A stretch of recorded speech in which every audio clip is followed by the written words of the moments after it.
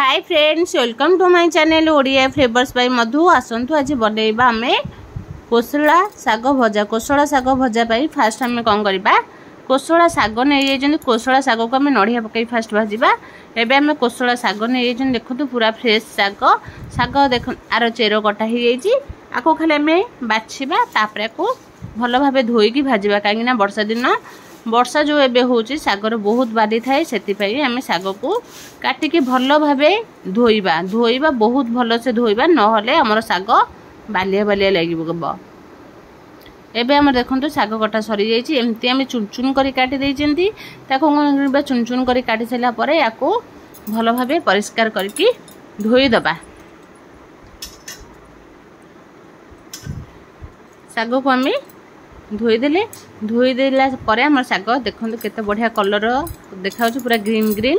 एबे कोन करबा, आमे कढ़ा बसई देबा। कढ़ा हमर गरम हे गेला परे एबे कोन करबा, साग को आमे पकेइबा। साग तो समस्त जानिथिबे, थरे ई साग को आमे नडिया पके केमती भाजुचंती आसंतु देखिबा। एबे कोन करबा, कढ़ाई हमर गरम हे गेला परे आमे धोइथिबा साग को पके देबा। साग पके सला परे स्वाद अनुसार लूण पके देबा। लूण पके की आको भलो भाबे गोळे दबा। साग को भलो भाबे गोळे देले एला कोसला साग, नेउटिया साग नो कोसला साग। नेउटिया साग हमर अलगा थाए, कोसला साग भी अलगा थाए। नेउटिया साग हमर नाली नाली आसे, ता नाली नाली आसे, एमती धोळा साग भी आसे। एला हमर कोसला साग, कोसला साग भजा। एबे कोन करबा, लूण पकाई के भलो भाबे गोळे देसिला परे एबे याकु टिके घोड़े देबा। घोड़े दिला परे हमर साग बढ़िया से पूरा सिझी जाइथिबो। देखंतु साग हमर जते थिला तार अधा हे जाइची। याकु हम ते गोळे देला परे हमर साग रो केते पानी बाहरची देखंतु। एबे कोन करबा, साग को भलो भाबे हमें गोळे देबा। साग हमर संग संग सिझिबो, गोटे बांफरे तो साग सिझी जाए। एबे कोन करबा, को भलो भाबे गोळे देबा। गोळे की एमते में मझिरु साइड कर देबा। मझिरु साइड कर देला परे हमर कोन हबा, पानी सब मझिरे रही जिवो। साग भजा पखाल भात सहित खाइबे, बहुत बढ़िया लागिवो। एबे देखंतु पानी हमर मझिरे केते अछि, हमें बिल्कुल भी पानी देई नथिनी। पानी किंतु केते बाहरुछि। एबे कोन करबा, चारिपटु हमें साग को थाली रे काढी देबा। मझिरे हमर पानी रही जिवो।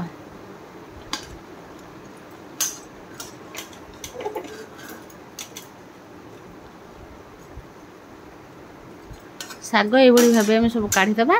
काढी दे सला पर देखंतु हमर साग रो केते पानी रही जाईछि। एबे कोन करबा, साग को हमें चाहि दिले को साग को हमें भलो भाबे पानी को मारी देकरी साग हमर पूरा सुखिला हो जाइथन। किंतु नाही, तळे जदी हमर जदी साग रे टिके जदी बाली रही जाइथैबो, बालिया बालिया लागबो, सेथि पई हमें साग को काढी देले तापरे से पानी को हमें फपाडी देबा।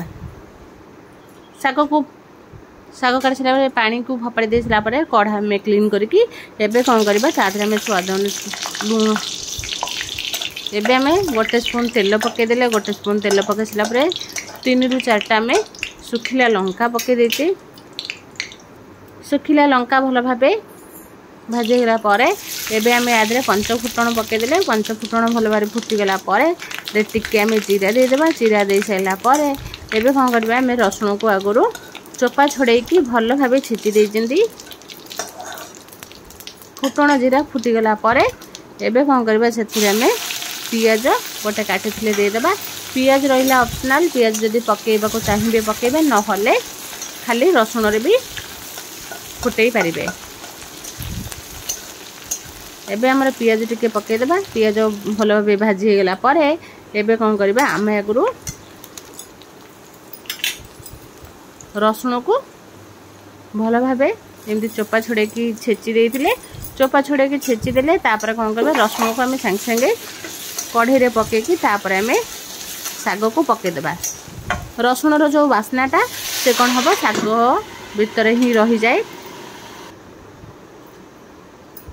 एबे कोन करबा, थाली टिके हमें काढी के देखबा। हमर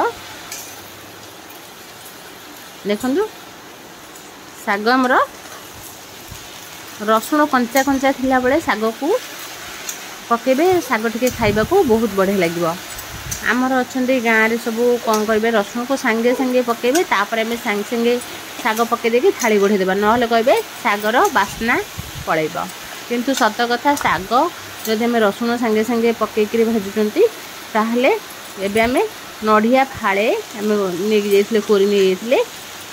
ନଡ଼ିଆ ଆମେ ଏମିତି ଫାଳ ନୋଳା ନୋଳା କରିକି ଆକୁ ଆମେ କାଟି ଦେଇଥିଲେ, କାଟିକି ଆକୁ ଏମିତି ଆମେ ଗ୍ରାଇଣ୍ଡରରେ ଦରଦର ଗୁଣ୍ଡା କରିଦେଇଥିଲେ। ଏବେ ଦେଖନ୍ତୁ ଶାଗରେ ନଡ଼ିଆ ପଡ଼ି ସାରିଲା ପରେ ଶାଗର ଟେଷ୍ଟ ବହୁତ ବଢ଼ିଯାଏ।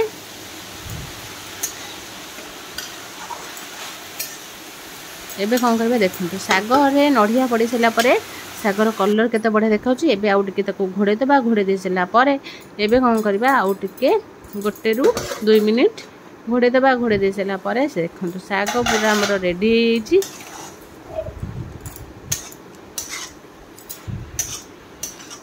ଶାଗ ସହିତ ନଡ଼ିଆ ତା ସହିତ ଆମର ପିଆଜ, ଶୁଖିଲା ଲଙ୍କା, ରସୁଣର ଯେଉଁ ବାସ୍ନା, ତା ସହିତ ଖାଇବେ ବହୁତ ବଢ଼ିଆ ଲାଗିବ।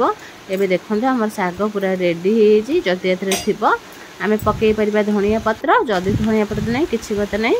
ଶାଗକୁ ଏମିତି ଆମେ ଭାଜିକି ସହିତ ପଖାଳ ଭାତ ଖାଇବେ। ଶାଗ ସହିତ ପଖାଳ ଭାତ ହିଁ ବହୁତ ବଢ଼ିଆ ଲାଗେ। ନିଶ୍ଚୟ ଥରେ ଘରେ ଟ୍ରାଏ କରିବେ। ଯଦି ଭଲ ଲାଗିଲା ଲାଇକ୍, ସେୟାର, କମେଣ୍ଟ, ସବସ୍କ୍ରାଇବ୍ ନିଶ୍ଚୟ କରିବେ।